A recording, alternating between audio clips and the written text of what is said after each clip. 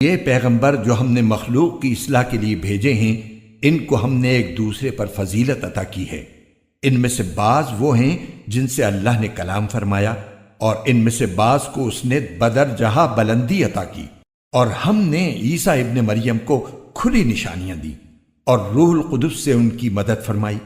اور اگر اللہ چاہتا تو ان کے بعد والے لوگ اپنے پاس روشن دلائل آ جانے کے بعد آپس میں نہ لڑتے، لیکن انہوں نے خود اختلاف کیا، چنانچہ ان میں سے کچھ وہ تھے جو ایمان لائے اور کچھ وہ جنہوں نے کفر اپنایا۔ اور اگر اللہ چاہتا تو وہ آپس میں نہ لڑتے، لیکن اللہ وہی کرتا ہے جو وہ چاہتا ہے۔ اے ایمان والو، جو رزق ہم نے تمہیں دیا ہے اس میں سے وہ دن آنے سے پہلے پہلے اللہ کے راستے میں خرچ کر لو، جس دن نہ کوئی سودا ہوگا، نہ کوئی دوستی کام آئے گی اور نہ کوئی سفارش ہو سکے گی۔